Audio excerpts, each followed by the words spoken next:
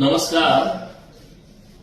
जत विधानसभा मतदारसंघातील मायबाप मतदारांनी विधानसभेचा सदस्य म्हणून मला निवडून दिल्याच्या नंतर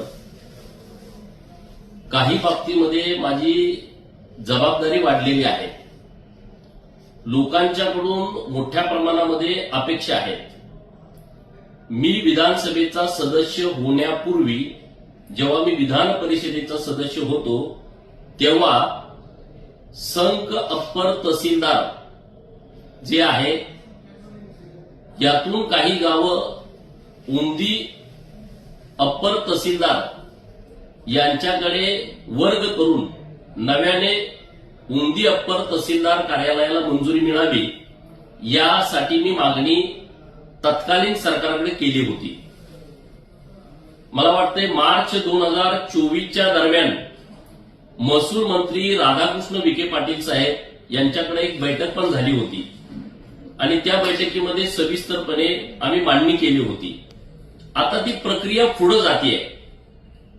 संघ आणि उंदी मध्ये पूर्वीपासून काही बाबतीमध्ये विवाद आहेत आणि त्यामुळं उंदी परिसरातील लोकांची मागणी आहे की उंदीला नवीन अप्पर तहसीलदार व्हावं आणि त्यानुसार नव्यानं प्रस्तावित जे उंदीला अप्पर तहसीलदार कार्यालय केलेलं आहे त्यामध्ये 22 गावांचा समावेश आहे. त्यामध्ये उंदी, विठ्ठलवाडी, उटगी, लमाणतांडा, उटगी, निगडी बुद्रुक, सुसलाद, सोनलगी, बुर्गी खुर्द, अक्कळवाडी, माणिकनार, बुर्गी बुद्रुक, बालगाव, हळली, करजगी, वेळोंडगी, जाडरबोबला, सोन्याळ, लकडेवाडी, गिरगाव, लवंगा, गुलगुजदार, जालिहाळ, बुद्रुक अशी 22 गावं उंदी अप्पर तहसीलमध्ये येत आहेत, प्रस्तावित केलेली आहेत. उंदी अप्पर तहसील कार्यालय निर्माण झाल्याच्या नंतर अप्पर तहसील कार्यालय संक यामध्ये राहणारी गावं 29 आहेत. त्यामध्ये संक, गोंधळेवाडी, खंडनाळ, दरीबडची, लमाणतांडा, दरीबडची, आसंगी तुर्क, कागनरी, मोटेवाडी आसंगी, धुळकरवाडी, अंकलगी, कुलाळवाडी, सिद्धनाथ, जालियाळ खुर्द, पांढरेवाडी, तिकोंडी, पांढरोजरी, पारधेवस्ती, करेवाडी तिकोंडी, कोणतेव बोबलाद, करेवाडी कोणतेव बोबलाद, मोटेवाडी कोणतेव बोबलाद, कोनबग्गी, मोरबग्गी, भिवरगी, माडग्याळ, फसपेट, गुड्डापूर, आसंगी, जत आणि तिल्ल्या असे 29 गावांचा समावेश आहे.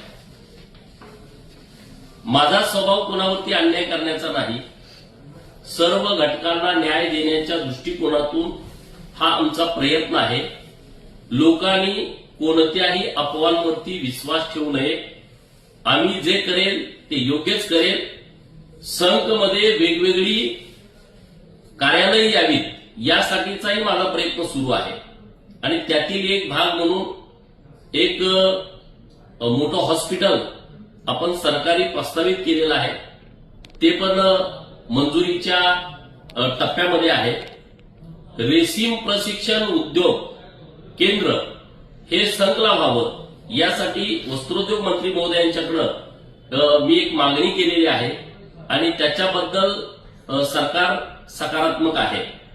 तर अशा पद्धतीचे वेगवेगळे निर्णय राज्य सरकार संघच्या बाबतीमध्ये घेत आहे.